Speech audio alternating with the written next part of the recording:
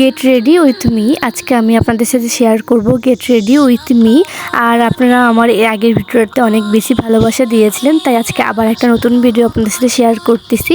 তো এইখানে আমি যে লেন্সটা পরবো এটা পাওয়ার লেন্স। আমার চোখে আমি সবসময় পাওয়ার লেন্স ইউজ করি। বাইরে গেলে আমি লেন্স ব্যবহার করি, আর বাসায় থাকলে অবশ্যই চশমা ব্যবহার করি, কারণ আমার চোখে একটু সমস্যা আছে, আমার দূরের সমস্যা। তো যাই হোক, সেই কথা বাদ দিই। আর এখানে আমি যে ময়েশ্চারাইজারটা ইউজ করতেছি এটা সিম্পলের একটা ময়েশ্চারাইজার। এইটা আসলে ইউজ করলে আমার অন্য কিছু ইউজ করতে হয় না। এটার পরে আমি ডিরেক্ট ফাউন্ডেশন ইউজ করব।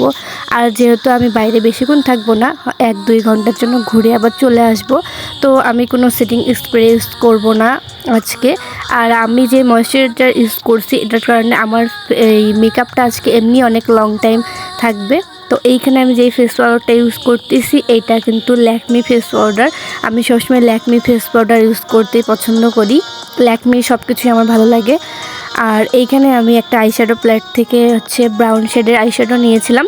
আর আজকে আমি চোখের আই লুকটা খুবই সিম্পল রাখবো, যেহেতু আমি এমনি পার্কে বেড়াতে যাচ্ছি। তো পার্কের ফুল ভিডিওটা আসবে একটু পরে, আমি ওটা আপলোড করব। তার আগে আমি আপনাদের সাথে মেকআপ টিউটোরিয়ালটা শেয়ার করলাম। আর আজকে আমাকে কেমন লাগতেছে অবশ্যই কমেন্ট করে জানাবেন। আমি একটা লাল লিপ লাইনার দিয়ে আমি ঠোঁটটাকে সুন্দর করে আর্ট করে নিয়েছিলাম। আর তারপরে এর উপরে আমি লিপস্টিক অ্যাপ্লাই করছি। আমি লিপস্টিক অ্যাপ্লাই করার সময় যেটা আয়না দেখে করছিলাম, তো এটা আপনাদের সামনে করা হয়নি, মানে ক্যামেরার সামনে করতে পারিনি।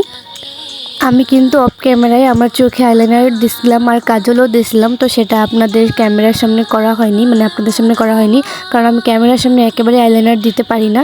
আর তারপরে কিন্তু আমি একটু ব্লাশও অ্যাপ্লাই করছিলাম। ব্লাশ না দিলে আসলে ভালো লাগে না দেখতে। তো যাই হোক, ব্লাশ অ্যাপ্লাই করার পরে আমি পুরোপুরি রেডি। আর আজকে এই লাল শাড়িটা পরে আমাকে কেমন লাগতেছে অবশ্যই সবাই জানাবেন।